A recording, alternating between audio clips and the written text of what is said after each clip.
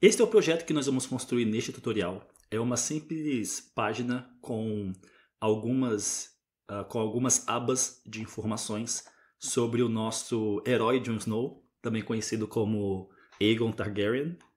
E a parte dinâmica aqui desse projeto que envolve JavaScript é a exibição dinâmica das abas aqui com as informações sobre o Jon Snow. Nós temos uma aba sobre a história dele, uma aba com informações sobre as batalhas e uma aba com informações sobre os objetivos do Jon Snow.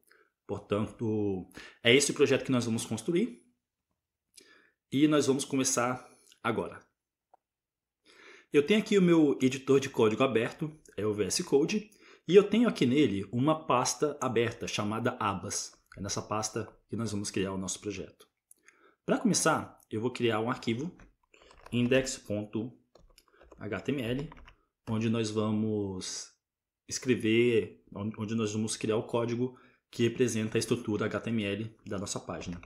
Eu vou começar escrevendo doctype HTML para indicar que esse é um arquivo HTML. Em seguida eu vou criar a tag HTML e as seções head e body. Dentro da seção head eu vou criar um título com o texto abas. E aqui dentro do body eu terei os seguintes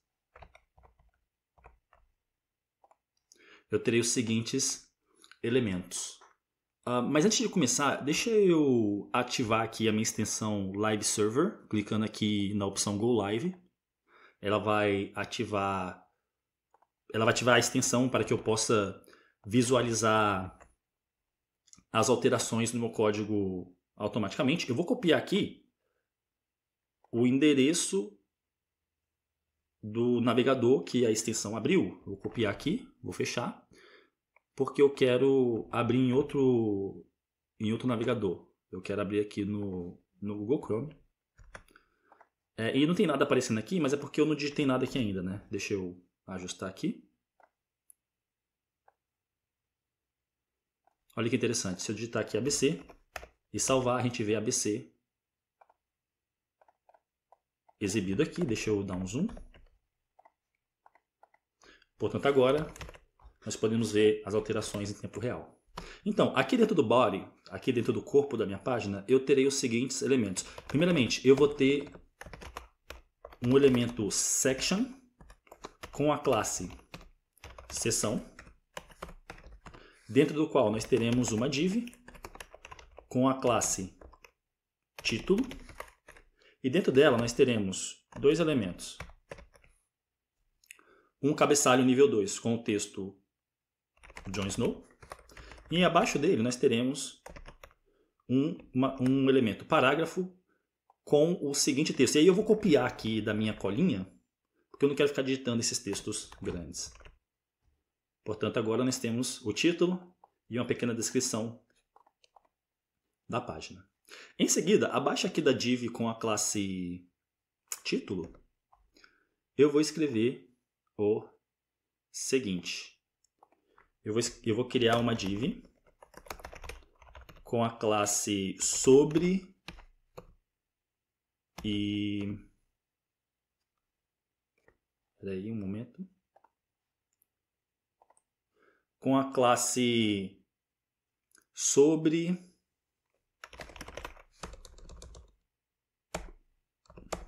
container e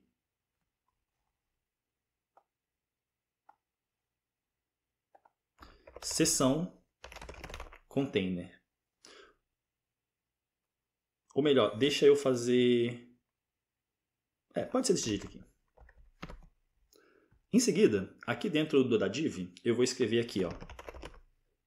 Eu vou criar uma tag article com a classe sobre imagem. E dentro dessa tag article, eu vou criar uma tag img para representar uma imagem, dentro da qual eu vou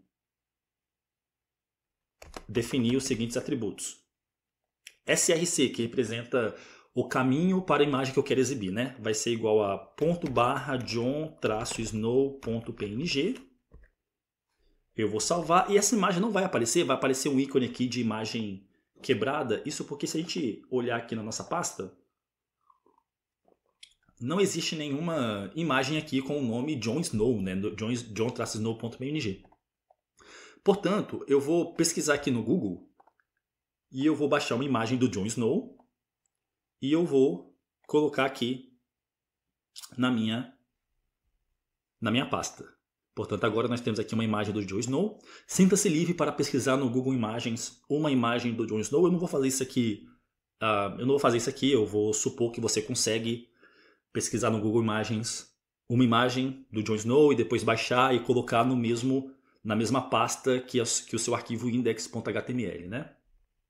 Portanto, agora nós temos a imagem do Jon Snow. Ela está com dimensões bem grandes, mas nós vamos resolver isso daqui a pouco utilizando CSS. Em seguida, abaixo dessa tag article, eu vou ter uma segunda tag article com a classe sobre. E dentro dessa tag article, eu terei uma div com a classe botão container. E eu terei dentro dessa div 3 botões. Com a classe aba botão. E aí eu vou fazer o seguinte, ó, eu vou até o final aqui da linha, vou apertar Ctrl C para copiar a linha, vou apertar Enter, vou colar com Ctrl V e colar com Ctrl V, ok? E aí eu vou fazer algumas alterações. Para o primeiro, eu vou adicionar uma classe extra, que vai ser ativo. Por padrão, a primeira aba, né, estará ativa, primeira aba com as informações, e por isso o primeiro botão aqui ele vai ter a classe ativo. Além disso, deixa eu expandir aqui um pouco, peraí. Além disso, eu terei um atributo DataID igual a história. E aqui eu vou ter o texto história. Para o segundo botão, eu terei um atributo DataID igual a batalhas. E dentro do texto do botão, eu terei o texto batalhas. E para o último botão, eu terei o atributo DataID com o valor objetivos. E aqui dentro do botão, eu terei também o texto objetivos. Portanto, agora, se eu salvar isso aqui, e nós descermos aqui, nós veremos 3 botões, né? História, batalhas e objetivos. Em seguida, abaixo aqui dessa div com a classe botão container, eu terei uma segunda div com a classe conteúdo sobre. E dentro dessa div nós teremos a classe conteúdo ativo, a classe conteúdo e a classe ativo. E além disso nós teremos o ID história. Dentro dessa div nós teremos um cabeçalho nível 4, né? uma tag H4 com o texto história. E abaixo desse cabeçalho nós teremos uma tag P para parágrafo com esse texto aqui. Eu vou copiar aqui da minha colinha, que é um texto bem longo, né? Que fala sobre a história do Jon Snow. E aí eu só vou colar aqui. Sinta-se livre para... Se você não quiser copiar esse texto aqui totalmente, eu recomendo que você não perca tempo copiando o texto totalmente, né?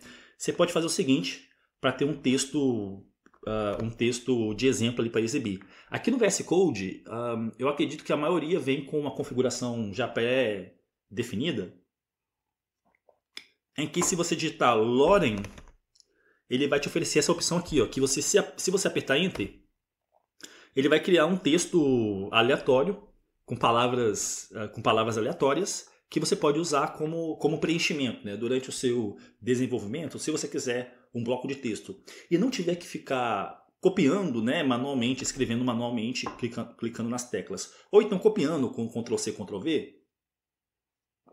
Você pode simplesmente digitar aqui Loren, e aí o VS Code te oferece essa primeira opção aqui. Você aperta Enter, e aí você vai ter esse texto aqui para você poder visualizar, que vai te ajudar a visualizar melhor a sua interface.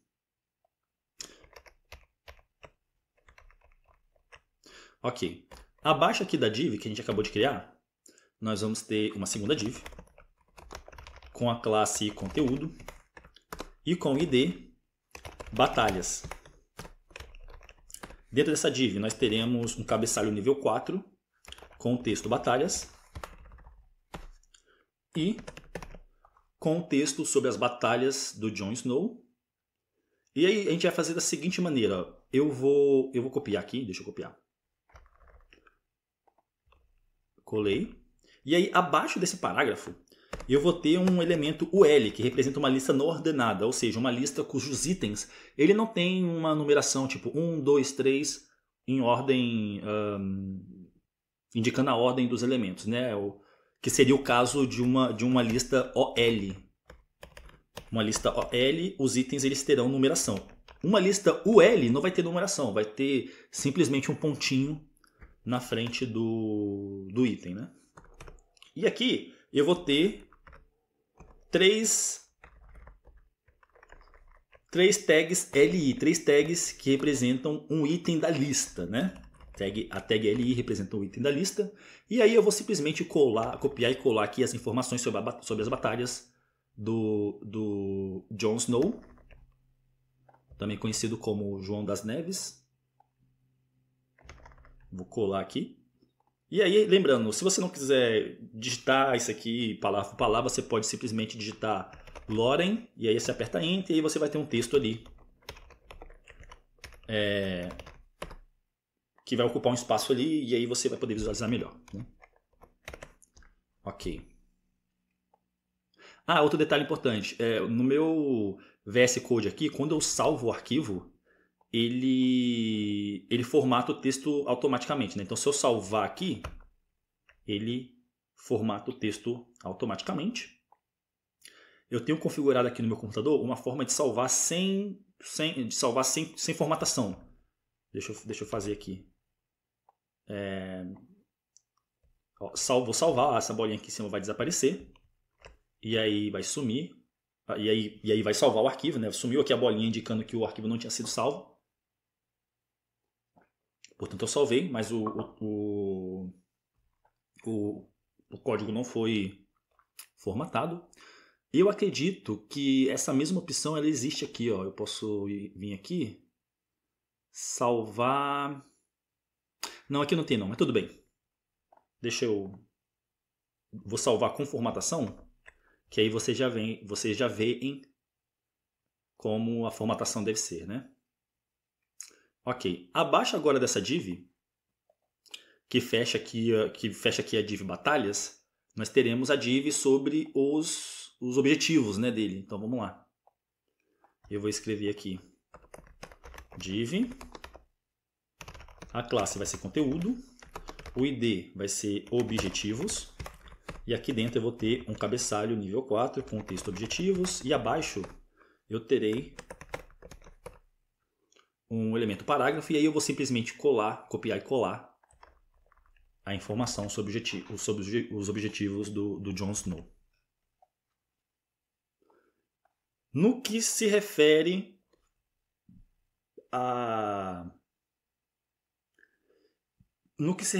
à estrutura e o conteúdo escrito, né, e as imagens do nosso projeto, é basicamente isso.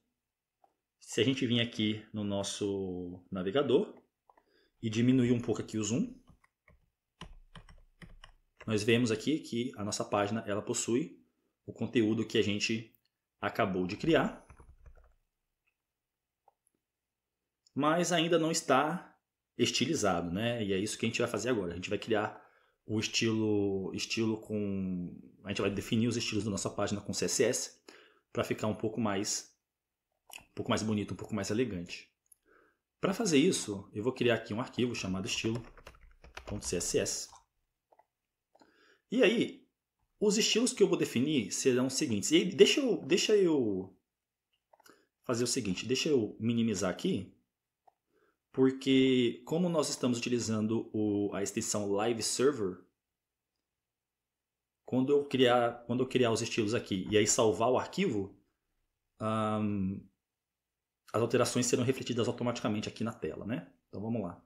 Primeiramente, eu vou importar a partir do Google 2 fontes para a gente poder usar aqui na nossa página, com a seguinte linha de código. Essa linha de código aqui, ela vai importar as fontes OpenSans e a fonte Roboto. Portanto, simplesmente copiem aqui essa linha de código, né? Ela começa com @import, URL, parênteses, e aí dentro do parênteses, envolvido por aspas, você indica o endereço onde a fonte que você quer importar está armazenada. Em seguida, eu farei o seguinte, eu vou redefinir, na verdade, né? Eu vou redefinir alguns estilos padrões de alguns elementos, de todos os elementos, na verdade, né? Da seguinte maneira. Eu vou digitar asterisco, e o asterisco no CSS, na hora que você vai definir uma regra de estilo, ele seleciona todos os elementos, portanto, dessa maneira aqui eu estou selecionando todos os elementos com asterisco, e aqui as regras de estilo serão aplicadas a todos os elementos, só que além de todos os elementos, eu quero também selecionar os pseudos elementos que vêm depois dos elementos. É isso aqui, 2 pontos, after. Significa, são pseudo elementos que vêm depois dos elementos e pseudo elementos que vêm antes dos elementos. E nós selecionamos os pseudos elementos que vêm no início, né, dos elementos com 2 pontos, before. E aí, se você não entende exatamente o que são pseudo-elementos, não tem problema, na verdade. Pseudo-elementos são simplesmente elementos que não existem realmente aqui na estrutura do HTML, mas que você pode criar de forma dinâmica aqui no CSS. Mas não vem ao caso agora o que eles são.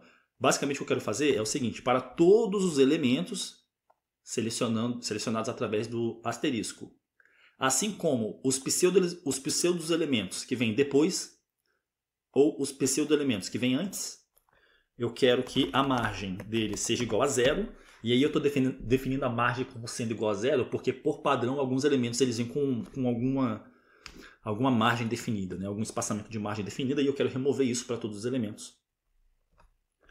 Além disso, o padding eu também quero definir como sendo 0. E box sizing eu quero que seja border box. Isso aqui vai fazer... padding é o espaçamento no interior do elemento referente aos elementos filhos. E box sizing inclui... essa regra de estilo aqui, box sizing igual a border box, vai fazer com que a borda dos elementos e o padding, o espaçamento no interior do elemento referente aos elementos filhos, seja incluído no cálculo da largura e da altura do elemento, quando estes forem definidos aqui no CSS. Em seguida, eu vou selecionar o body. E aí olha que interessante, peraí, só com essas regras de estilo aqui que a gente está redefinindo as margens e o padding, olha o que vai acontecer. Eu vou salvar, e aí se você reparar aqui, ó, a gente vai perder um pouco desse espaçamento aqui, em cima e embaixo aqui do cabeçalho e do parágrafo, porque esse espaçamento aqui é a margem que vem por padrão, né? Então se eu salvar aqui, nada aconteceu, as alterações não foram refletidas, mas isso é porque eu não conectei ainda, né? Eu não conectei o arquivo estilo.css com o meu arquivo index.html. Portanto, aqui dentro da seção head, eu vou escrever link, e aí o VS Code é inteligente e ele me oferece algumas opções aqui. Eu vou selecionar a opção link .css e quando eu apertar Enter, ele já vai me oferecer um trecho de código, exemplo para eu poder escrever o meu código mais rápido. E aí dentro do atributo href, eu vou especificar o nome do arquivo que eu quero selecionar, que no caso é estilo.css. E aí, ó, quando eu salvei, nós vimos que o espaçamento ele foi removido por conta dessas regras de estilo aqui. Em seguida, eu vou selecionar a tag body e para ela eu vou definir os seguintes estilos. Primeiramente, a font family vai ser igual a Open Sans, ou se Open Sans não estiver definido, selecione a fonte estilo sans serif que estiver definida como padrão. Portanto, agora nós temos uma fonte diferente. Em seguida, eu vou definir o fundo do body como sendo a seguinte cor.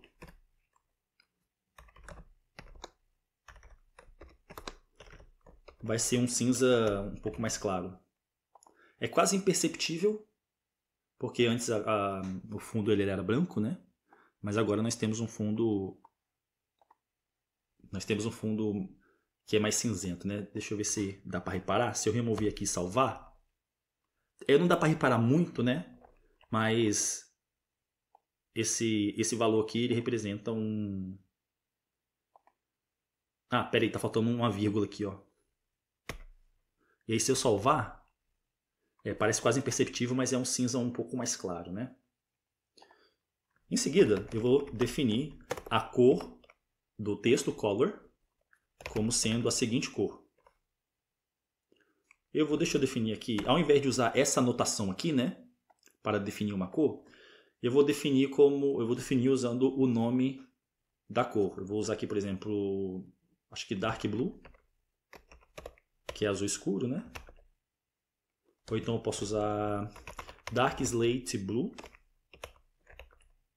E aí é um tom de azul um pouco diferente. Portanto, existem diversas notações através das quais nós podemos definir valor para cores. Em seguida, para a propriedade line height, a altura da linha, eu vou definir 1.5. E aí quando eu salvar, nós vemos aqui que, por exemplo, o parágrafo aqui ele tem uma altura de linha um pouco maior, né? E se a gente olhar aqui, ó, deixa eu comentar aqui e salvar, nós vemos que a altura da linha ela fica um pouco mais junta. Se eu definir como 1.5, ela fica um pouco mais espaçada. Em seguida, nós teremos font size, tamanho da fonte, como sendo 0.875 rem. Eu vou salvar. E aí nós temos um tamanho de fonte um pouco menor, mas deixa eu retornar para o zoom normal aqui da página. Ok. Vamos lá. Em seguida, para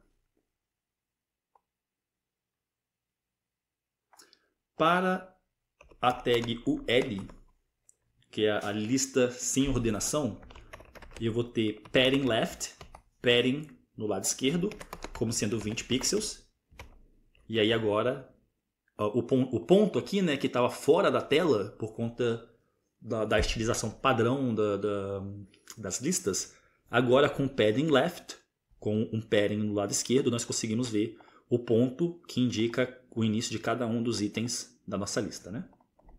Em seguida, para a tag img, imagem, nós teremos o modo de exibição, né? Display igual a block. Deixa eu subir aqui para a gente ver o que vai acontecer. E nós teremos a largura, width, igual a 100%. E aí, no caso desse 100% aqui, ele é 100% da largura do elemento pi. No caso, a tag imagem, ela está... Vamos ver onde é que ela está. A tag imagem, ela está aqui na linha 18 e ela está dentro dessa tag aqui, ó, que é a tag article com a classe sobre imagem. E aí, quando a gente define a largura da imagem como sendo 100%, vai ser 100% do elemento pi, que é esse elemento aqui.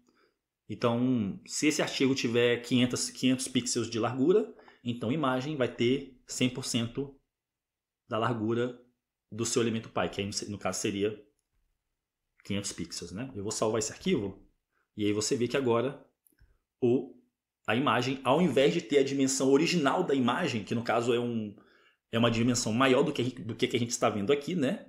Ela agora tem uma largura igual a 100% do seu elemento pi. Em seguida, eu vou definir alguns estilos para os nossos cabeçalhos. Para o cabeçalho H2 e para o cabeçalho H4, nós teremos espaçamento entre as letras, letter spacing, igual a 0.25 rem. Transformação do texto.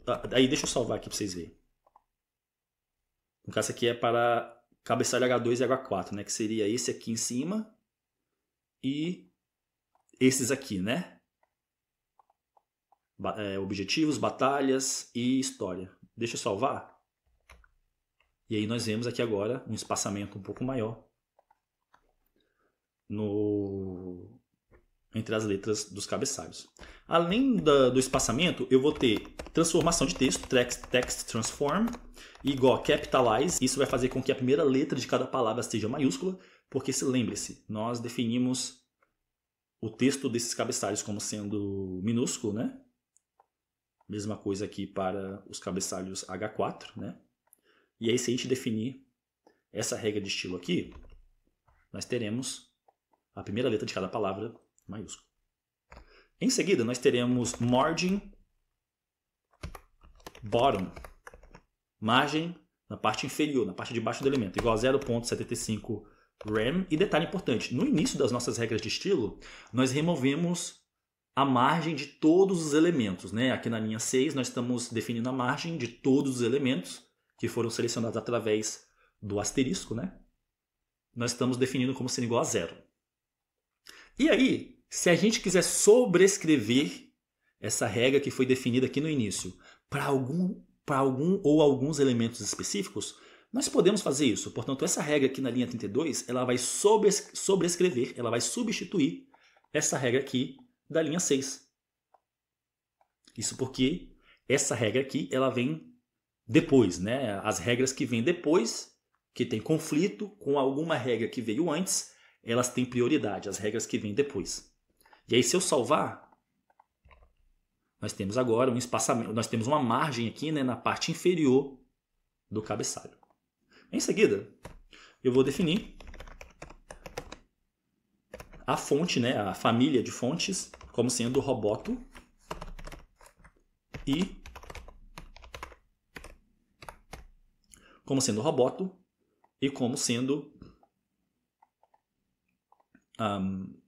a fonte Roboto, que nós importamos lá na primeira linha. E se o Roboto não estiver disponível, ou seja, por exemplo, se o site do Google, por algum motivo, estiver fora do ar, então a gente vai utilizar a fonte estilo sans serif que estiver disponível. E aí, se eu salvar agora, nós vemos aqui que o cabeçalho teve a sua fonte alterada. Em seguida, somente para o cabeçalho nível 2,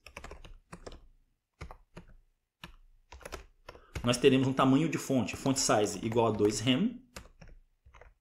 E aí, o título aqui ele vai aumentar um pouco. Em seguida, somente para o cabeçalho H4, nós teremos um tamanho de fonte size igual a 0.875 rem.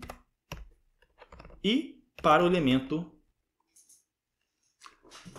parágrafo, nós teremos margin bottom, margem na parte inferior do elemento, como sendo 1.25 rem. E aí, se eu salvar, repara aqui, ó, isso aqui é um parágrafo, né? E aí, no caso, margem na parte inferior, ele vai adicionar uma margem aqui abaixo do parágrafo, e aí isso vai empurrar a imagem do Jon Snow para baixo. Se eu salvar, nós vemos que tem uma margem aqui agora, né? Separando o parágrafo do que vem embaixo. Em seguida, Para o elemento com a classe seção, nós teremos padding igual a 5 rem verticalmente e 0 horizontalmente. E repara, ó, a classe seção ela está sendo usada, vamos ver,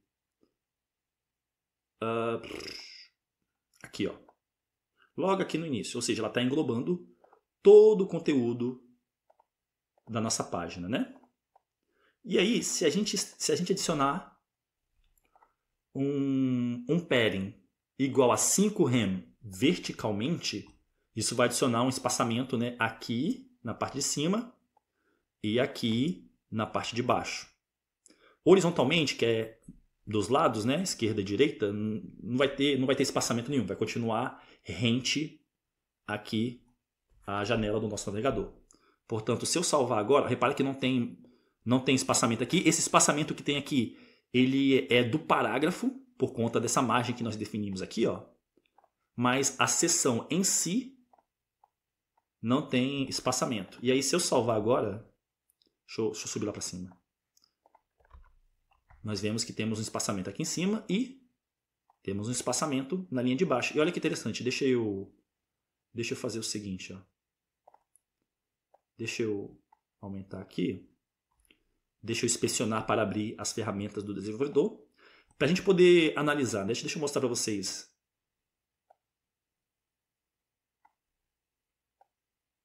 Deixa eu mostrar para vocês que a gente pode analisar aqui os nossos elementos, né? Deixa eu também aumentar aqui o zoom. Para a gente poder ver melhor.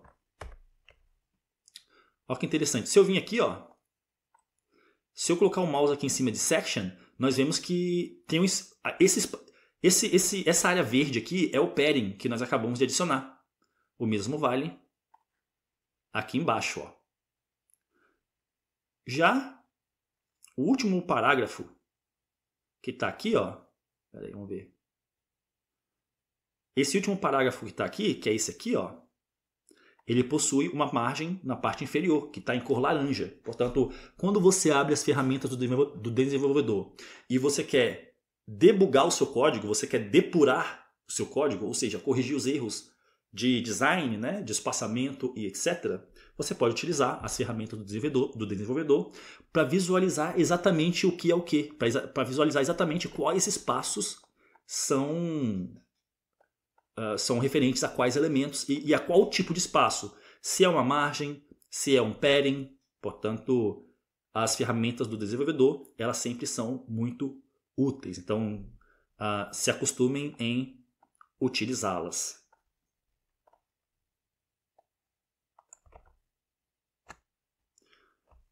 Em seguida, nós teremos aqui seção. Deixa eu relembrar o nome que eu utilizei. Eu vou estilizar. Deixa eu checar aqui na minha colinha, um momento.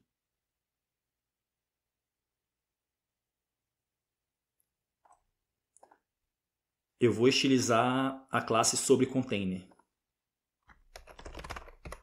E aí, para ela, eu vou definir o seguinte, ó. Largura vai ser igual, né? Width, a largura vai ser igual a 90% a largura da tela. Então, 90 VH é 90% da largura da tela do usuário. Então, por exemplo, vamos fazer aqui, peraí.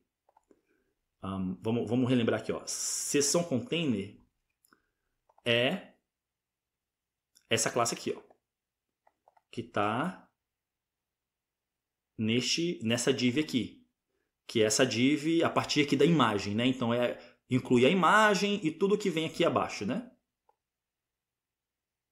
É exatamente isso, a imagem e tudo que vem aqui abaixo. E aí agora, com esse estilo aqui de 90% a largura da tela do usuário, do dispositivo do usuário, quando eu salvar, nós veremos que nós temos agora essa largura igual a 90%. Se você calcular daqui até aqui, vai dar 90% da largura, né? Esse espaço aqui é os 10% que não conta. E aí, eu quero centralizar isso aqui. Para fazer isso, eu vou definir a seguinte regra de estilo.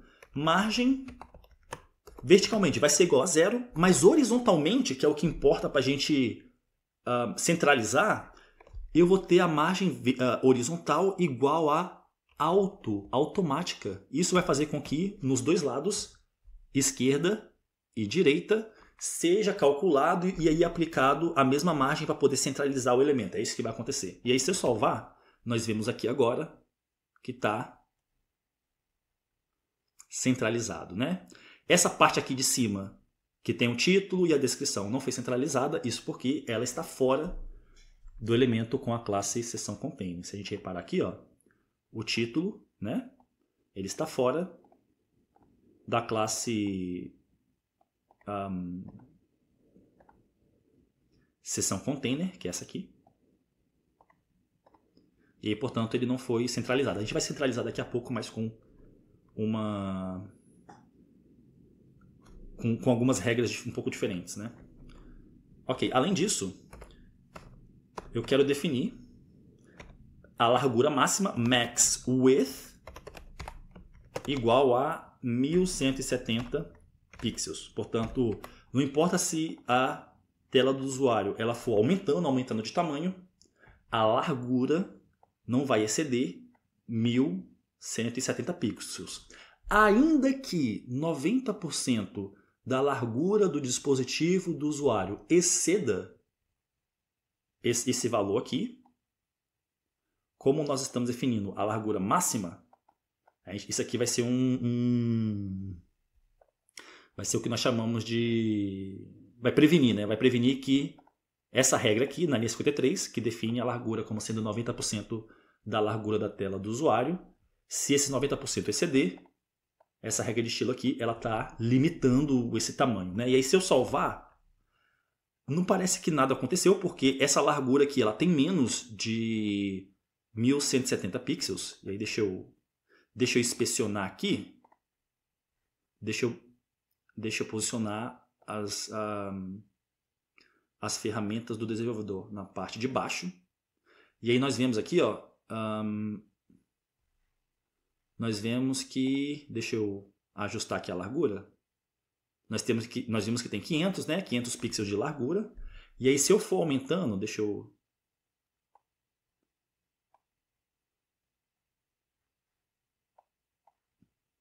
se a gente for aumentando, olha que interessante, quando chegar no 1170, ó, à medida que a gente vai aumentando a largura da janela, o conteúdo aqui ele vai aumentando a largura para que seja igual a 90%, né? Só que aí quando eu chegar em 1170, será que minha tela vai chegar?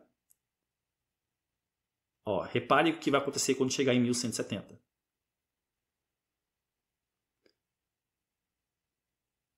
Se você reparar bem, a largura ela parou de aumentar. Deixa eu ver se salvei. Salvei, ok. Portanto, a largura ela para de aumentar a partir do 170. E se a gente reparar aqui, ó, aqui nas ferramentas do desenvolvedor, se eu vim aqui em seção container, nós vemos aqui, ó, que a regra da largura máxima igual a 1170 pixels, ela está sendo devidamente aplicada.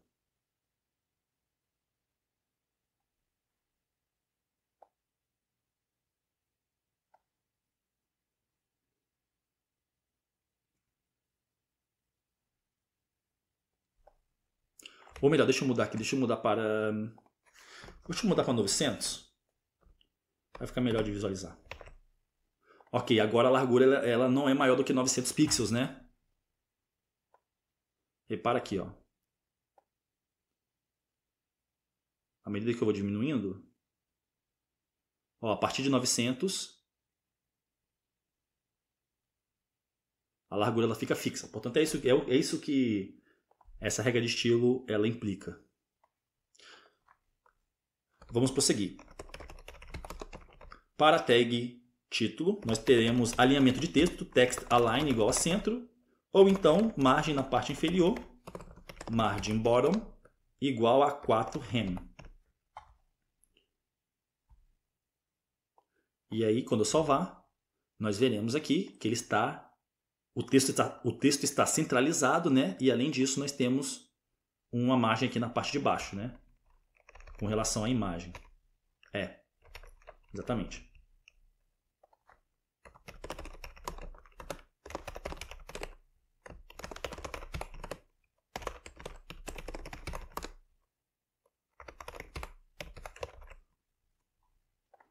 Em seguida,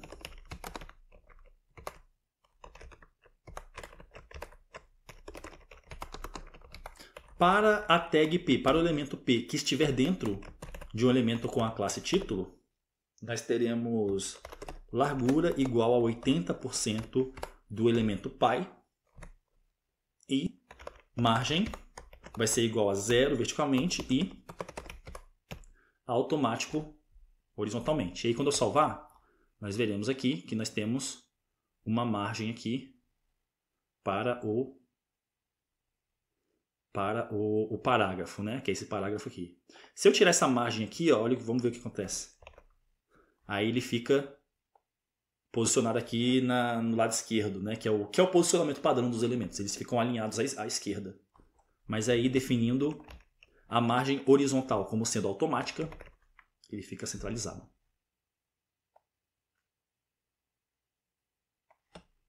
Em seguida,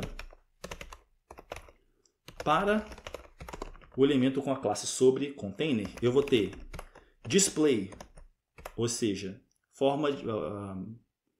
modo de exibição. Vai ser igual a grid, grade. E aí, se eu salvar, nada acontece, né? Aqui no elemento sobre, né? Que é essa parte aqui toda. Mas aí, agora que eu tenho esse elemento com a classe sobre container, com seu modo de exibição como sendo grid, eu posso definir a seguinte regra de estilo, ó. Grid template columns vai ser igual a 1fr. E aí, se eu salvar, ainda parece que nada aconteceu, mas, por exemplo, se eu salvar aqui como sendo 2fr, peraí, 1fr, isso aqui vai definir esse elemento com a classe sobre container como sendo a única coluna aqui da grade. Se eu quiser, por exemplo, se eu tiver, vamos mostrar isso na prática. É o elemento sobre container. Deixa eu ir lá. Sobre container, é esse aqui. Não, é esse aqui, ó. Sobre container. E aí, deixa eu ver. Deixa eu aumentar um pouco aqui.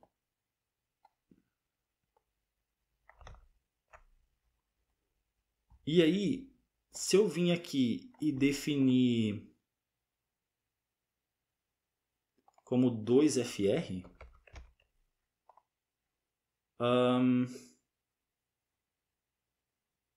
peraí.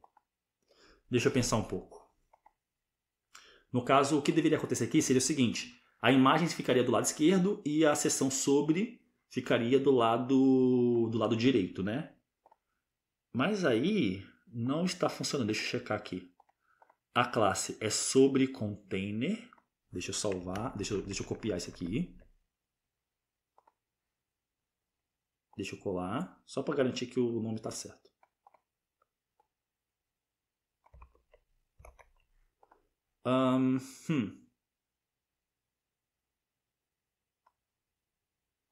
Deixa eu aumentar aqui.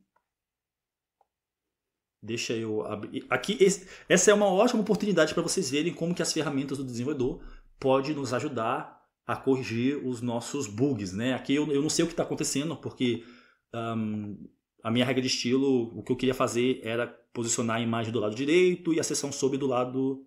a imagem do lado esquerdo e a seção sobre do lado direito, definindo o container sobre como sendo uma grade, né? E aí... já sei o que está acontecendo de errado. Aqui tinha que ser... Peraí.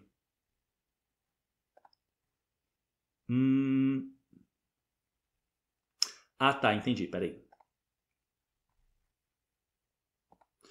Aqui vai ser realmente uma coluna apenas, ou seja, essa div aqui com a classe container, por padrão, ela vai ter uma coluna só, vai ser uma grade com uma coluna apenas, ok? Só que eu vou definir alguns estilos específicos para quando a largura da tela do usuário tiver uma largura específica.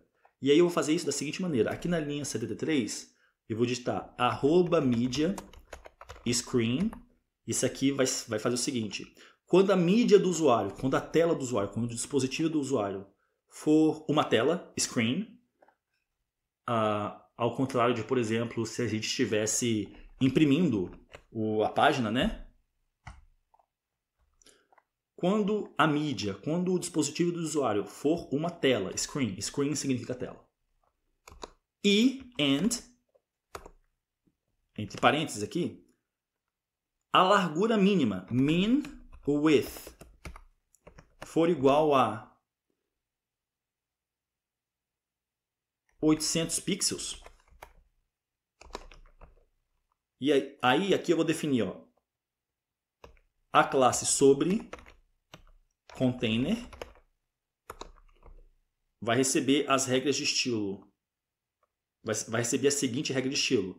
Grid, template, columns. Eu vou definir quantas colunas essa grade vai ter. E aí eu vou ter duas colunas com dimensões iguais. Para isso eu vou digitar um FR, espaço 1FR, columns com S aqui. E aí, isso aqui vai fazer com que, quando a tela do usuário tiver pelo menos 800 pixels, que é o caso agora, né? Aqui tem mais que 800 pixels. O elemento com a classe sobre container, ele vai ter duas colunas de tamanhos iguais, ok? Um FR e um FR. E aí, se eu salvar agora, bum! Nós temos agora isso aqui em duas colunas. Se eu definisse a primeira coluna como sendo duas vezes o tamanho da segunda, né? Aí, no caso, o que aconteceria seria o seguinte. Todo o espaço disponível horizontalmente para as colunas, né? A primeira coluna ela está pegando 2 unidades de largura e a segunda está pegando apenas uma. Isso vai fazer com que a primeira coluna, que é da imagem aqui, tenha 2/3 e a segunda coluna tenha 1/3. E aí, se eu salvar, nós vemos que agora a imagem ela tem 2/3 e a segunda coluna ela tem apenas 1/3. Se eu definisse aqui como sendo 3, a primeira coluna ela vai ter 3/3 da largura, né? E a segunda coluna vai ter 1/3. Se eu salvar, nós podemos ver que agora aumentou um pouco mais. Eu poderia fazer o contrário, né? Eu poderia definir aqui como sendo 1 e aqui 2. E aí a segunda coluna, que é a do texto aqui, teria 2/3 da largura, né? E aí, se eu salvar, nós vemos agora que é esse o caso. Portanto, mas não é esse que eu quero. Eu quero que as duas colunas elas tenham larguras iguais, né? Em seguida, eu vou definir aqui, ó, para a classe sobre imagem,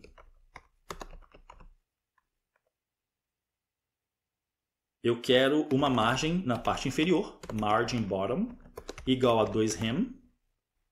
E aí, se eu salvar,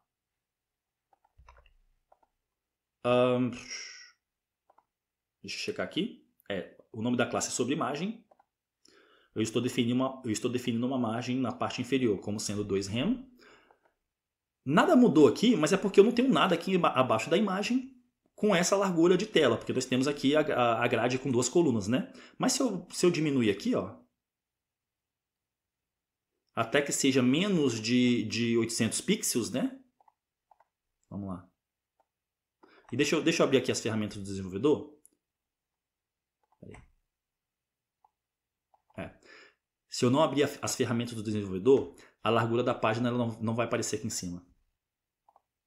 Ok? E aí, se eu diminuir, nós vemos ali, ó, viu? Ó, quando é menor do que 800, ele muda para uma grade de apenas uma coluna. E aí, agora, nós podemos ver a margem aqui na parte de baixo sendo exibida. Se eu remover essa regra de estilo, e salvar, nós não vamos ter nenhuma margem aqui entre a imagem e essa seção. Portanto,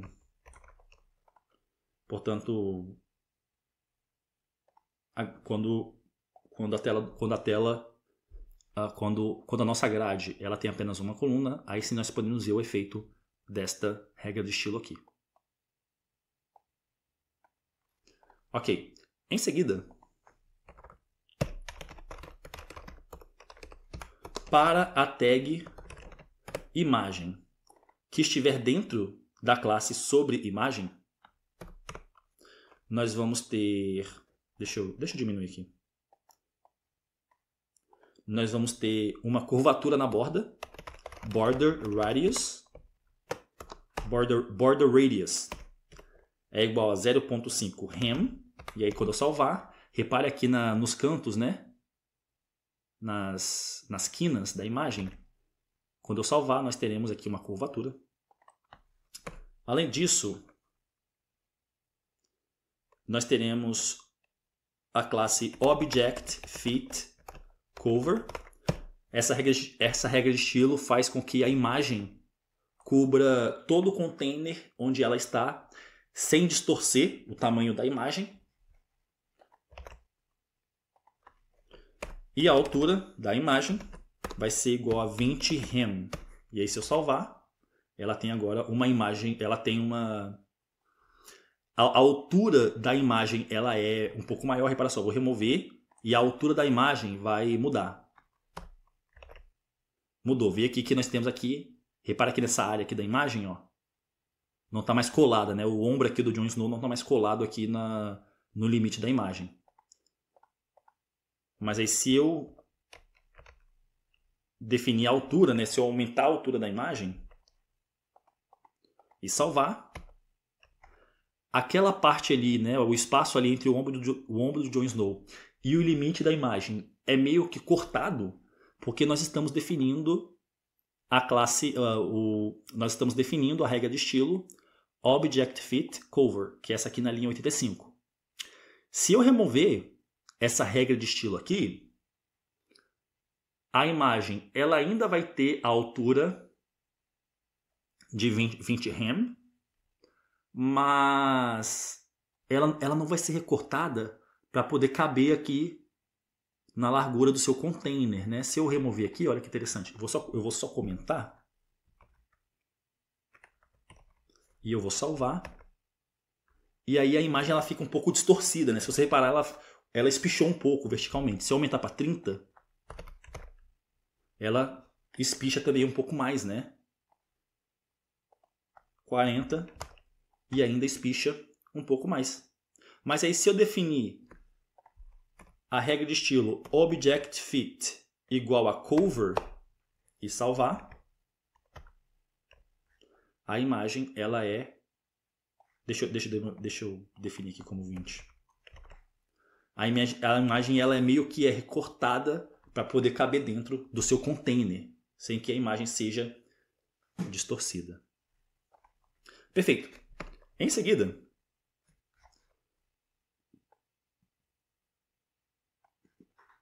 eu vou definir o seguinte, ó. Para o elemento com a classe sobre, nós queremos background igual a branco. E aí, no caso, a classe sobre é aqui, né? É a segunda... Seria a segunda coluna aqui, né? Seria essa seção aqui, com os botões e contexto. E aí, se eu definir o fundo como sendo branco, como o fundo do body ele é um cinza um pouco claro, né? A gente definiu aqui na linha 11. Definindo o fundo da classe sobre como sendo branco, né? É esse código que representa branco. E eu salvar. É quase imperceptível, mas nós temos agora essa parte aqui branca e o resto da página com cinza. E se você reparar muito bem aqui, ó, repara aqui nessa quina, aqui é branco e aqui é cinza, né? Em seguida, eu vou definir a curvatura da borda, border radius, como sendo 0.5 rem. Vou salvar. E agora aqui está curvado, se você reparar aqui, está curvado aqui. Vou definir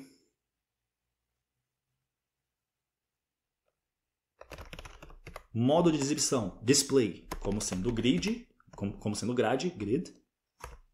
E grid template rows vai ser igual a auto para a primeira... No caso aqui, grid template rows, a palavra grid significa grade, template significa forma, ou template, né, uma forma. E rows significa linhas, as linhas da grade. Eu estou definindo a primeira linha como sendo automática e a segunda linha como sendo um FR. E aí, a primeira linha, isso aqui vai fazer com que a primeira linha tenha altura automática dependendo do conteúdo. E a segunda linha, ela vai preencher o restante do espaço. É basicamente isso que acontece. E aí se eu vim aqui, ó. Deixa eu voltar aqui. Vamos checar. A classe é a classe sobre. Vamos dar uma olhadinha. A classe sobre, ela tem dois componentes. O botão container, que é esse aqui em cima. E esse segundo aqui, que é o conteúdo sobre, que é esse aqui, ó, que é o texto aqui. E aí, toda essa área aqui, contando os botões e o texto, eu defini que é a classe sobre, né? Eu defini como sendo modo de exibição grade, display grid. E aí para as linhas, no caso,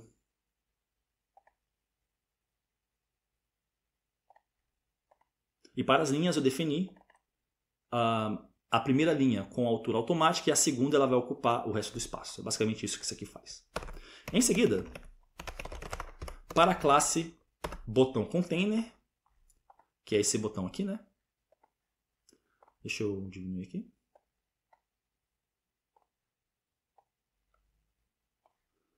Para a classe botão container, nós teremos border, nós teremos a borda na parte superior esquerda. A curvatura da borda, border top left radius. Border significa borda, top significa parte de cima, left significa esquerda e radius significa raio ou curvatura. Portanto, para a curvatura da borda na parte superior esquerda, nós teremos 0.5 rem. E aí, se eu salvar, parece que nada aconteceu, mas o container dos botões ele tem uma curvatura aqui ainda. Tem uma curvatura agora. Além disso, eu também vou definir a curvatura na borda superior direita.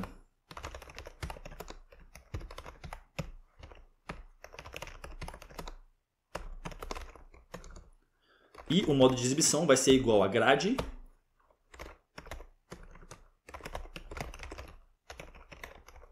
e grid template columns vai ser igual a 1FR, 1FR e 1FR. Ou seja, cada um dos botões, cada um dos botões que representam uma coluna da grade terão a mesmo tamanho. E aí se eu salvar, agora os botões, eles terão o mesmo tamanho. Em seguida, para a classe aba-botão, nós teremos, que é esses botões aqui, né? Nós teremos o padding igual a 1 rem verticalmente ou 0 horizontalmente. Isso vai fazer com que seja adicionado um padding verticalmente aqui, né? De igual a 1 rem. Em seguida, borda vai ser igual a nenhuma, none. E aí os botões perdem a borda. Transformação do texto, text transform, vai ser igual a capitalize. A primeira letra ficará maiúscula. Tamanho da fonte, font size, vai ser igual a 1 rem. E aí o tamanho da fonte aumenta um pouquinho. Modo de exibição vai ser igual a bloco, display block. E aí parece que nada mudou, mas aí esse display block aqui ele nos permite nos permite definir alguns estilos extras, que são próprios de elementos em modo de exibição bloco. O fundo vai ser igual a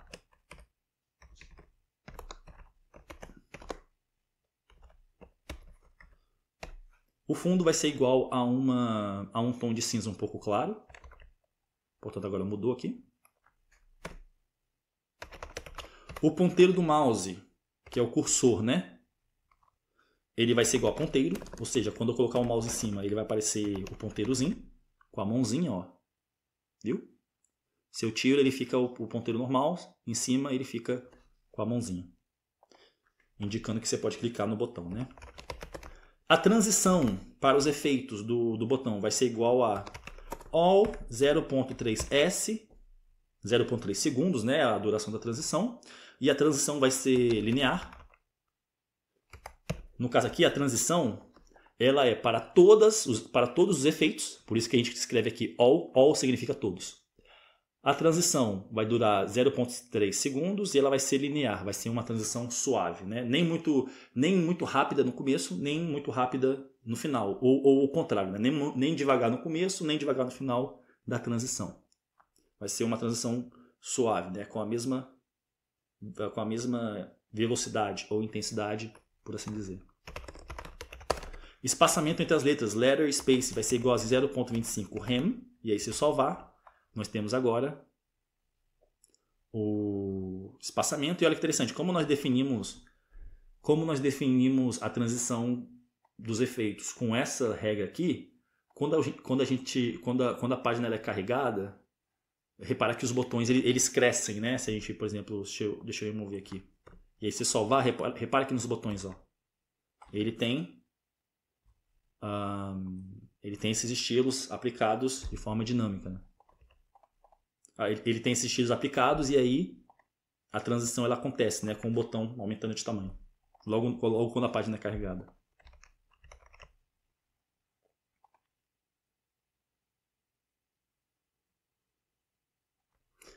Em seguida, eu quero fazer o seguinte. Eu quero estilizar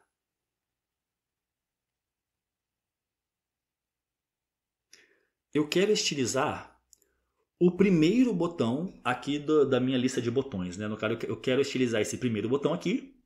E eu quero fazer o seguinte, eu quero adicionar uma borda aqui no canto superior direito, ok? Eu quero fazer uma curvatura aqui, né? Para ficar um design um pouco melhor. Para fazer isso, para eu poder selecionar esse botão aqui em específico, eu poderia, por exemplo, vir aqui no nosso código HTML e aí eu poderia vir aqui no botão, né, que é o botão história, e aí definir uma classe aqui específica, por exemplo, primeiro botão, e aí depois aqui no CSS eu vim aqui, ó, primeiro botão,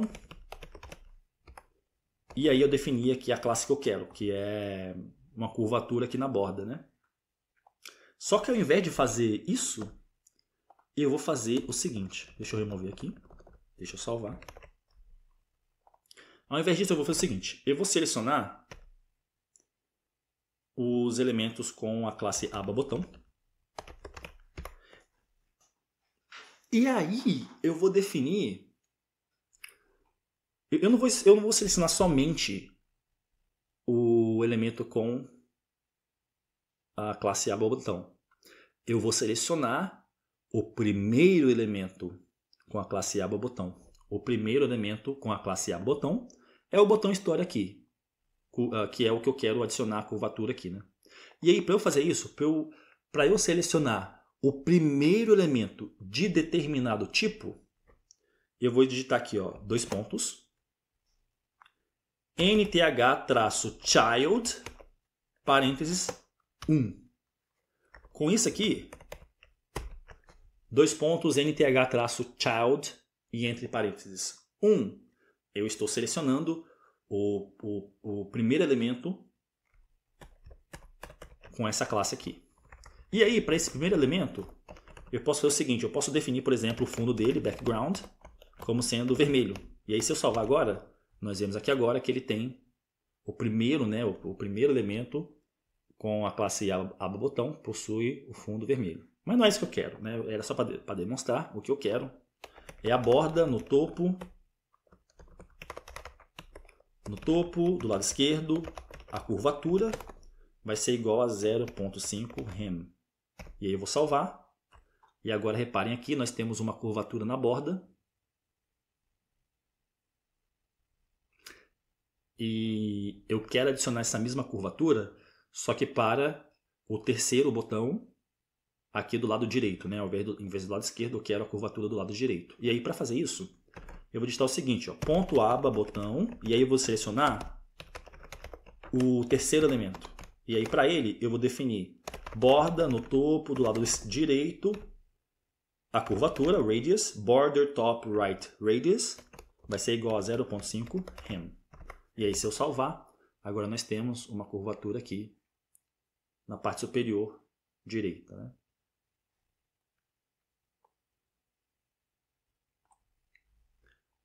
Em seguida, eu quero adicionar... Eu quero fazer o seguinte, ó. Deixa eu pensar um pouco aqui. Deixa eu conferir minha colinha aqui para garantir que eu estou fazendo tudo certo. Eu quero fazer o seguinte. Para o elemento que tiver a classe aba botão e tiver a classe ativo, tem que ter as duas classes, né? A classe aba botão e a classe aba e a classe ativo, que no caso é esse primeiro botão aqui, né? O primeiro aqui. Tem a classe aba botão e tem a classe ativo. Para esse elemento, para a aba que estiver ativa, né? Eu quero definir o fundo, background, como sendo branco. E aí se salvar, agora a primeira aba aqui, que possui a classe ativo, ela possui fundo branco. As outras abas que não estão ativas possuem fundo cinza. Daqui a pouco eu vou mostrar como esconder o conteúdo das abas que não estiverem ativas, né? Isso aí vai vir daqui a pouco. Só que além disso, além de indicar visualmente a aba que está ativa, para as abas que não estão ativas, que são essas duas aqui, batalhas e objetivos, quando o usuário passar o mouse por cima do botão, eu quero alterar ligeiramente a cor de fundo para indicar que aquele botão ele pode ser clicado, né? No caso, se eu coloco o ponteiro do mouse em cima, ele já mostra o ponteiro com o dedo, né, para poder clicar. Só que além disso eu quero uma indicação visual no fundo desse elemento. E aí, para fazer isso, eu vou fazer o seguinte. Eu vou digitar aqui, ó, ponto aba, traço botão. Eu estou selecionando os elementos que possuem a classe aba botão. Dois pontos, hover. Quando esses elementos estiverem em modo hover, quando eu estiver passando o mouse por cima, eu quero definir o fundo, background, como sendo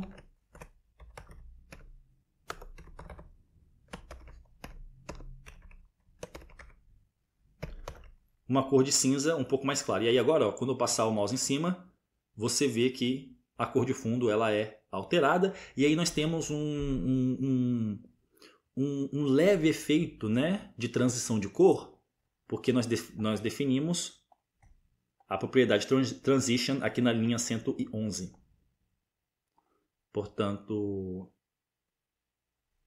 agora nós temos esse efeito, só que esse efeito ele também acontece aqui para a aba que está ativa, mas não é isso que eu quero. Eu quero esse efeito somente para as outras duas abas, que são as que nós podemos clicar, né? A aba ativa, ela está ativa, não tem por que clicar nela. Então esse efeito aqui a gente quer tirar da aba que está ativa. E para fazer isso, eu vou fazer o seguinte, ó. Aqui, depois de hover, eu vou digitar dois pontos, not, não, parênteses, ponto ativo. Ou seja, essa regra aqui, que nós definimos para a cor de fundo, vai ser para os elementos que tiverem a classe aba botão especificamente quando esses elementos estiverem em modo hover, quando o usuário estiver passando o mouse em cima, e especificamente para esses elementos que não tiverem a classe ativo, ok? É isso que isso aqui significa. Vai aplicar esta regra de estilo segundo essas regras. Eu vou salvar. E aí agora, para esses botões aqui, a regra de estilo ela se aplica, mas para o que está ativo, ela não se aplica. E além da cor de fundo, eu quero também mudar a cor do texto para que seja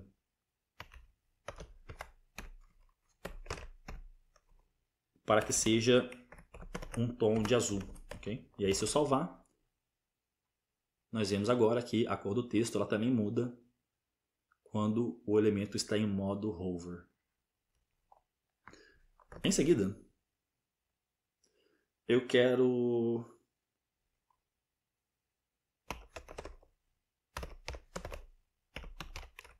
selecionar o elemento com a classe conteúdo sobre.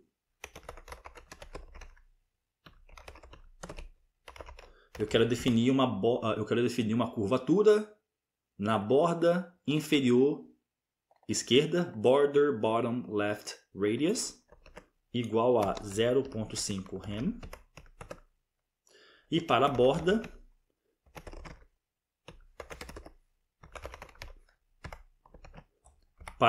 border, ou melhor, para a curvatura, radius, da borda, border, inferior, bottom, direita, right, também teremos 0.5 rem. E aí se eu salvar, deixa eu checar aqui, peraí.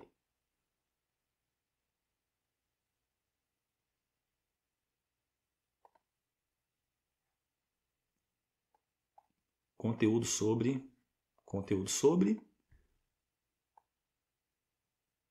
Ah tá, a borda é aqui, ó. Repara aqui na parte inferior, né? É claro, é a parte inferior, bottom. Então aqui na parte inferior, se você reparar agora aqui tem uma curvatura ligeira. E além disso, eu quero definir padding igual a 2 rem verticalmente e 1.5 rem horizontalmente. Aí se eu salvar, agora nós temos aqui um padding, né? É um espaçamento do elemento referente aos seus elementos filhos, né? Verticalmente, horizontalmente e verticalmente. Em seguida, agora olha que interessante, ó.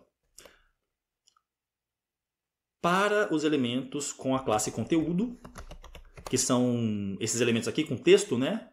Com as informações sobre o Jon Snow. Vamos dar uma olhada aqui. São esses três, né? Batalhas, história e objetivos. Nós temos aqui a classe conteúdo. Para todos esses, eu vou definir o modo de exibição, display, como sendo none, nenhum. E aí se eu salvar, eles desaparecem, né? Só que aí eu vou definir para o elemento com a classe conteúdo e a classe ativo, que no caso é o primeiro aqui, ó. História, né? Tem a classe conteúdo e a classe ativo. Eu vou definir o modo de exibição, display, como sendo block. E aí se eu salvar, nós vemos agora somente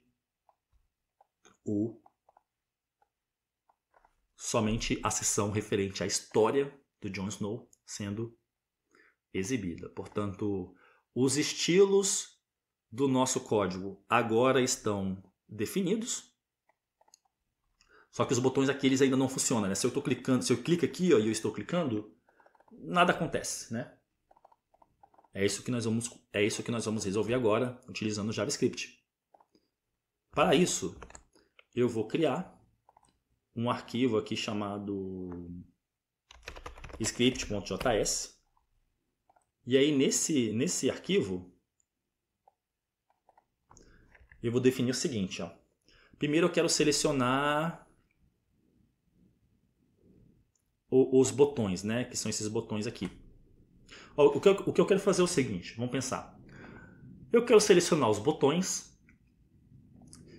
Eu quero Deixa eu pensar aqui. Eu quero selecionar os botões e aí quando o botão ele for clicado, eu quero pegar a seção referente a ele, que tem a classe conteúdo, né? E aí para a aba que foi clicada, por exemplo, se objetivos for clicado, eu quero pegar a seção referente a ele, que seria essa aqui, né? Objetivos. Eu quero pegar e eu quero adicionar a classe ativa a ele. Né? Se eu botar a classe ativa aqui, ó, essa seção ela é exibida. E além disso, além de adicionar a classe ativo à seção do botão que foi clicada, eu quero remover a classe ativo da seção que estava sendo exibida antes, né? Então aqui eu quero remover essa classe ativo aqui da seção história, aqui nessa situação. E aí dessa maneira, a seção objetivo ela vai ser exibida. E além disso, eu tenho que mexer aqui também nos botões, né? Eu tenho que remover a classe... Deixa eu ver aqui qual classe que é. É ativo. Eu quero remover a classe ativo do botão que estava anteriormente, que é o botão História, e adicionar ela no botão que foi clicado. É basicamente assim que vai funcionar a nossa lógica. Deixa eu desfazer essas alterações. Ok? E aí, a gente vai fazer isso da seguinte maneira. Vamos lá. Primeiramente, eu vou selecionar os botões com o método querySelectorAll. O método querySelectorAll nos permite selecionar todos os elementos que atendem a determinada regra de seleção. E a regra de seleção que eu quero definir aqui é os elementos com a classe aba-botão. E eu vou armazenar essa lista de elementos em uma constante chamada botões. Além disso, eu quero selecionar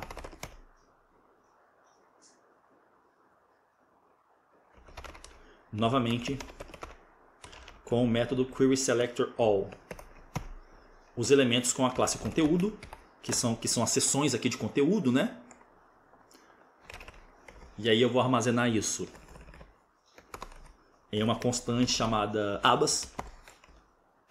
E por fim, eu quero selecionar. Deixa eu checar aqui.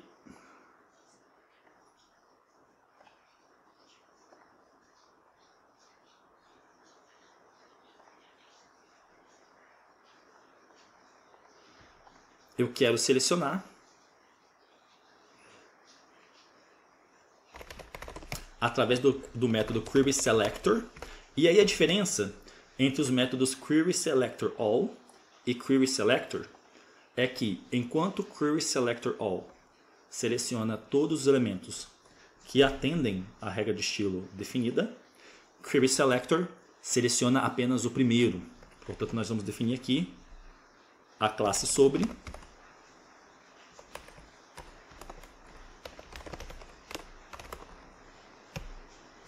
e, portanto, agora nós temos acesso ao elemento com a classe sobre, né? Que é esse artigo aqui, que representa tudo isso aqui, ó, os botões e as seções aqui, né? Essa aqui é a classe sobre.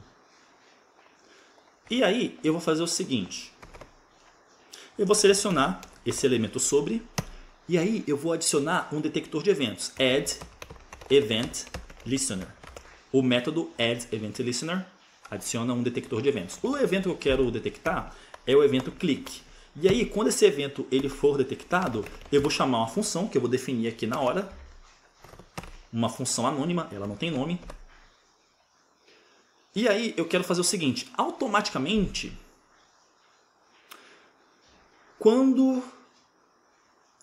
um evento é detectado através do método addEventListener, é passado para a função que é passada aqui como segundo argumento, né? O primeiro argumento é o nome do evento, clique.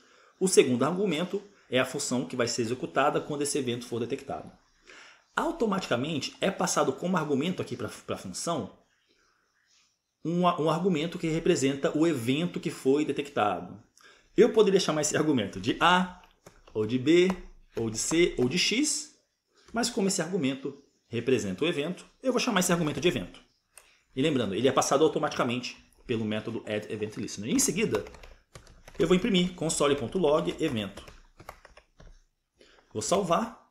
E aí agora, olha que interessante. Deixa eu inspecionar aqui. Deixa eu ir no console. E aí, quando eu clicar aqui em algum botão, ou nessa seção aqui, nada acontece, nada é impresso aqui no console, e isso é porque eu não conectei esse arquivo script.js com o meu arquivo index.html. E aí, eu vou fazer isso aqui ó, na linha 103, digitando script e definindo o atributo src como sendo o nome do arquivo que eu quero conectar. Eu vou salvar, e agora quando eu vim aqui e clicar aqui no elemento botão e clicar aqui no elemento com a classe sobre, né, que é isso que nós estamos fazendo aqui, né? Não importa onde eu clique aqui,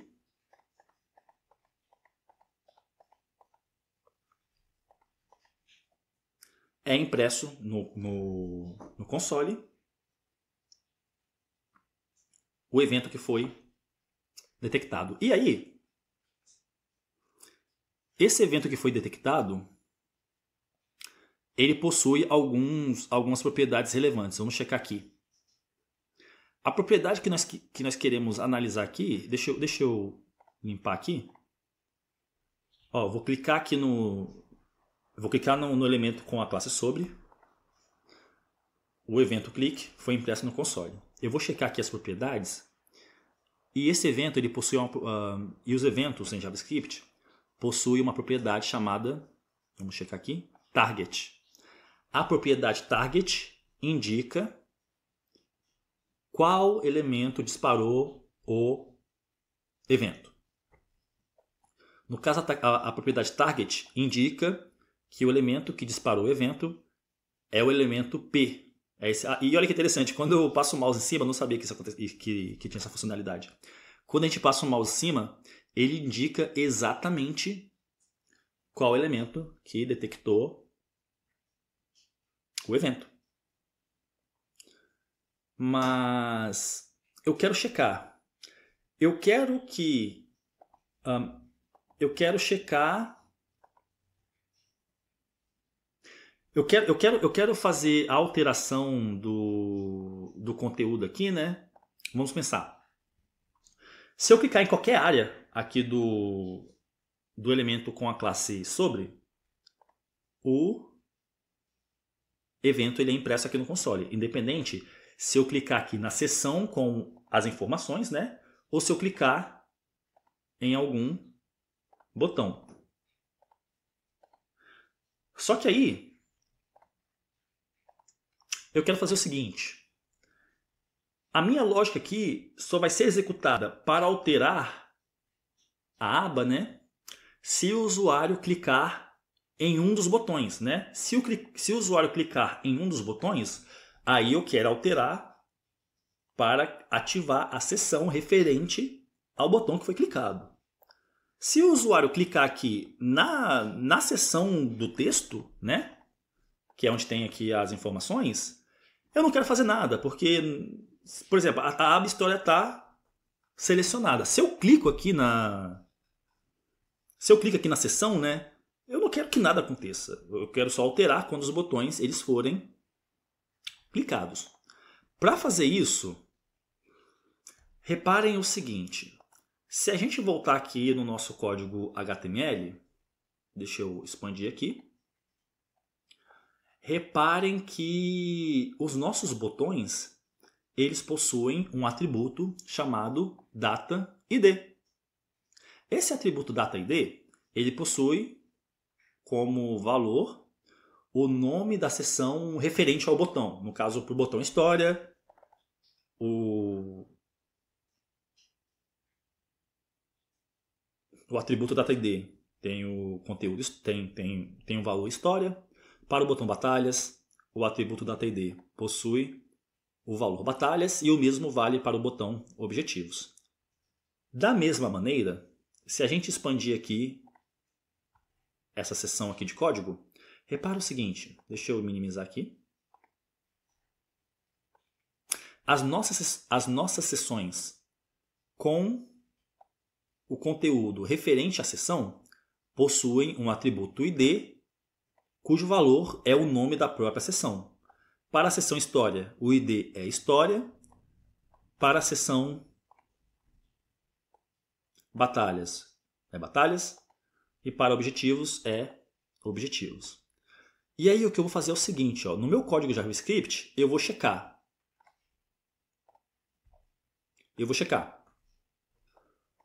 O elemento que ativou o evento clique, né? Que nós estamos detectando aqui, não importa onde você clique aqui na seção sobre.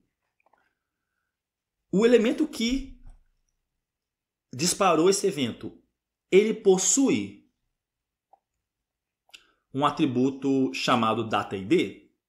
É assim que nós vamos checar se o botão que foi clicado, se o elemento que foi clicado, que disparou o evento clique, é um botão. Nós vamos checar se ele possui o atributo DataID, pois os únicos elementos que possuem o atributo DataID são os botões das abas. Portanto, aqui dentro eu vou fazer o seguinte. E detalhe, se a gente checar aqui, ó, se eu clicar aqui em batalhas, o evento ele é impresso, e aí se eu checar aqui, a propriedade target, que é o alvo, a palavra target em inglês significa alvo. O alvo que disparou o evento foi o botão. Okay? E aí se eu colocar o mouse aqui em cima, ele indica visualmente exatamente qual elemento é esse. O mesmo vale para os outros. Se eu clicar aqui, ó, e vir aqui na propriedade target, nós vemos ali que é o terceiro, e o mesmo vale para o primeiro aqui, ó.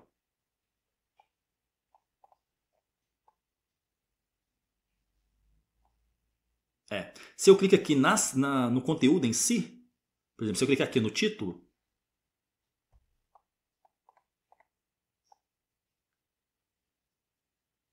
target, ele indica que o que disparou o evento foi o elemento H4. Portanto, vamos fazer isso. Aqui no código, eu vou escrever o seguinte. Ao invés de simplesmente imprimir o evento, eu vou fazer o seguinte. Evento.target, que a propriedade target é o elemento que disparou o evento. E aí esse elemento, os elementos em JavaScript, né, os elementos HTML no código JavaScript possuem uma propriedade chamada dataset. A propriedade dataset agrupa todos os atributos que começam com data traço. Portanto, se eu tivesse aqui, por exemplo, data traço, e aí, por exemplo, sei lá, link, por exemplo, esse valor aqui do atributo datalink estaria presente aqui nessa propriedade dataset. A palavra data em inglês significa dados, dado ou dados, informações, e set significa conjunto. Dataset é o conjunto de dados daquele elemento específico. Que dados são esses? São esses dados que nós definimos aqui, ó, digitando data, traço e aí o nome do dado. Como o nome do dado aqui é ID, né? Se eu quiser selecionar esse dado aqui, ID, eu vou digitar dataset.id, ok? Você não vai digitar dataset.data-id, que é como nós definimos aqui no HTML. Que é como nós definimos no HTML. No JavaScript, você vai digitar elemento.dataset. E aí o nome do atributo depois do traço aqui, né? E aí no caso é ID, ok? E aí eu vou atribuir esse valor a uma constante chamada ID. E aí, olha que interessante, vamos imprimir isso aqui no console. Aí se eu clicar aqui, por exemplo, se eu clicar no cabeçalho história, o valor vai ser undefined, não definido. Isso porque o cabeçalho história não possui, né? Vamos checar aqui. Exatamente. O cabeçalho história, ele não possui um atributo dataset, data ID.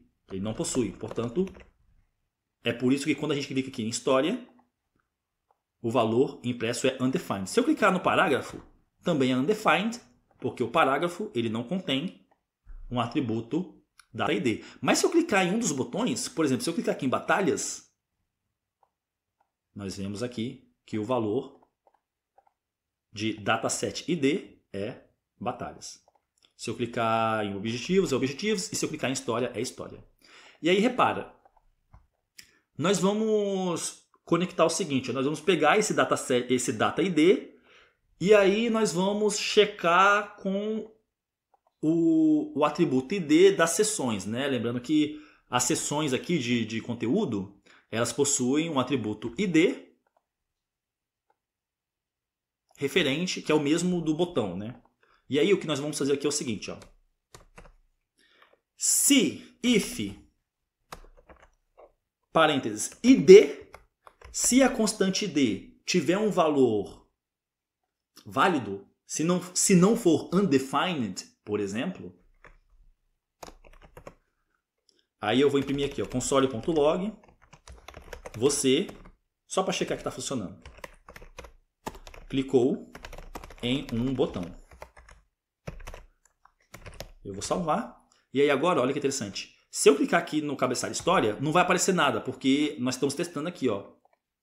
Como o valor de ID, quando a gente clicou no cabeçalho história, era undefined, undefined não é um valor verdadeiro. É por isso que aqui foi ID, nesse caso, é falso, e aí esse bloco de códigos não é executado. Se eu clicar no parágrafo, também nada é impresso, mas se eu clicar em um dos botões, nós vemos aqui impresso, você clicou em um botão. Ok? Para qualquer um dos botões é impresso a mensagem. Mas não é isso que eu quero que seja feito. O que eu quero que seja feito é o seguinte, ó. Eu vou selecionar todos os botões. E aí, através do método forEach, a palavra for em inglês significa para, each significa cada. ForEach é o método que nós utilizamos para executar uma função para cada elemento dessa lista aqui. Portanto, para cada um dos botões, eu vou executar a seguinte função.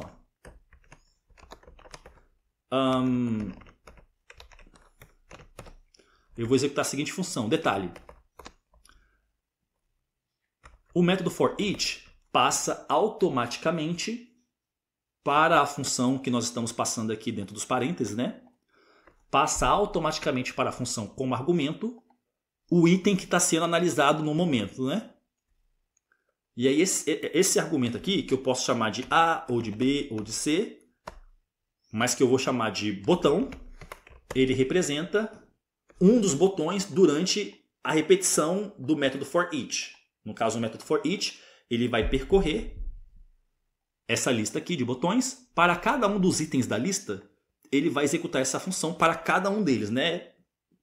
Primeiro o primeiro elemento, e aí na segunda vez o segundo elemento, e assim até o último elemento. E aí para cada um deles, nós temos acesso a esse elemento. E aí aqui dentro eu vou fazer o seguinte, ó. Botão.classList, os elementos em HTML, eles possuem os elementos em JavaScript possuem uma propriedade chamada classList, que representa a lista de classes, né? No caso as classes aqui. E aí, para essa lista de classes, essa lista de classes possui um método chamado remove. E aí, esse método remove, ele vai remover a classe que a gente especificar aqui. E aí, a classe que eu quero remover é a classe ativo. Portanto, quando um botão for clicado, né, eu vou remover a classe ativo de todos os botões. Deixa eu salvar aqui. E aí, se eu clicar nesse botão aqui, ó, o primeiro botão, ele perdeu a classe ativo, né? Deixa eu recarregar a página. Se eu clicar aqui, todos os botões perdem a classe ativo, que no caso é um só, que é o primeiro aqui. Em seguida, depois de fazer isso, eu vou selecionar o evento, eu vou selecionar o elemento que disparou o evento, que no caso é o botão, né, que foi clicado. E aí, para esse botão, eu vou acessar a sua lista de classe, class list, e eu vou adicionar através do método add a classe ativo. Portanto, primeiro eu removo a classe ativo de todos os botões, e aí em seguida eu adiciono essa classe ao botão que foi clicado. Eu vou salvar esse arquivo, e aí agora quando eu clicar aqui, se eu clicar em batalha, boom! A classe ativo é removida de todos os botões e depois adicionada ao botão que for clicado. Se eu fizer isso com objetivos é... o botão objetivos recebe a classe ativo e, portanto, agora nós temos essa funcionalidade, né? O botão que for clicado, ele vai ficar em modo ativo. Só que além disso, nós temos que exibir aqui agora a seção correspondente, né? E aí, para fazer isso, eu vou vir aqui e eu vou fazer o seguinte. Eu vou selecionar todas as abas. Deixa eu botar alguns espaçamentos aqui. Aqui na linha 15, eu vou selecionar todas as abas que nós selecionamos lá na linha 2. E aí, para cada uma, for each, eu vou executar a seguinte função. É passado automaticamente a aba, né, que está sendo considerada durante a repetição. E aí, para essa aba em particular, eu vou selecionar a lista de classes e eu vou remover a classe ativo. E aí, agora, se eu clicar aqui em batalhas, a aba que estava ativa antes, que era a história, ela perde a classe... É removida a classe ativo dela e aí ela some. Né? Se eu clicar aqui em objetivos, a mesma coisa acontece. Agora pense comigo por um segundo. O que nós temos que fazer para exibir a seção referente ao botão que foi clicado, né? Por exemplo, se eu clicar aqui em batalhas, a seção da aba história sumiu, a gente removeu a classe ativo. Como que eu faço para exibir agora a seção da aba batalhas, né?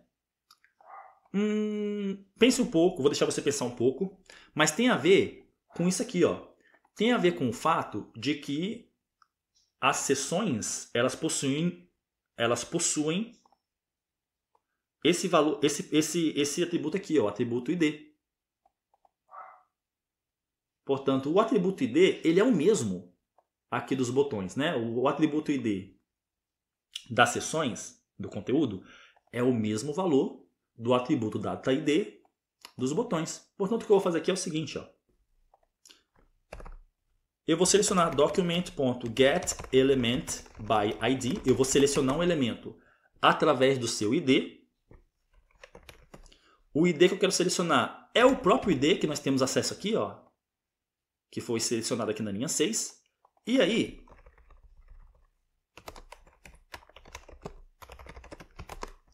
eu vou pegar esse elemento que foi selecionado através do ID, que se refere à seção de conteúdo, né? Se refere a estas seções aqui, né? Com o conteúdo da seção. Eu vou atribuir esse elemento a uma constante chamada elemento. E aí agora, aqui na linha 20, eu vou selecionar esse elemento. Ou melhor, vamos chamar ele de seção. Para ficar mais fácil de entender. Essa seção eu vou acessar a propriedade classList. E essa propriedade classList possui um método chamado add, que nós vamos adicionar a classe ativo. Eu vou salvar esse arquivo. E agora vamos cruzar os dedos, porque se tudo deu certo, o nosso projeto agora ele está finalizado. Esse aqui é o código JavaScript. Copiem corretamente para garantir que vai funcionar, né? Portanto, agora vamos lá. Cruzem os dedos, eu vou clicar aqui no botão batalhas. Boom! E agora nós temos a seção batalhas aqui exibida. O mesmo vale para objetivos, o mesmo vale para história. Se a nossa página ela tiver com uma tela com dimensões de telas menores, em que nós teremos apenas uma coluna, ainda funciona, ok? Só está faltando uma coisa aqui, que é a seguinte. Entre a imagem do Jon Snow e a seção aqui do conteúdo, tinha que ter um espaço aqui. Ó. Eu acho que eu esqueci de adicionar nas nossas regras de CSS. Então eu vou voltar aqui, só para garantir que está tudo funcionando, tinindo. E aí, eu sei exatamente onde é. É aqui no... Deixa eu checar aqui na minha colinha.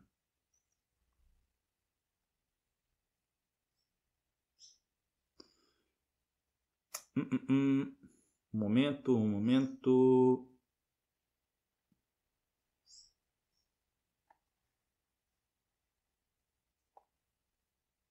Vamos checar aqui no código HTML, melhor.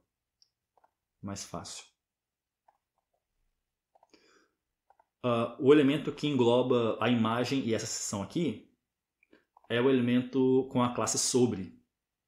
Então eu posso vir aqui na classe sobre e aí definir aqui, ó, gap, acredito que isso vai funcionar, gap, 2 pontos, 2 rem. Gap em inglês significa vão ou espaço. E aí se eu definir um espaço entre os elementos, né, os elementos filhos, e salvar, nós teremos... não funcionou, peraí.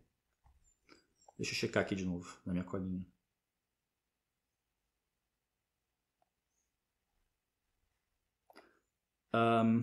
Deixa eu remover que isso aqui não funcionou.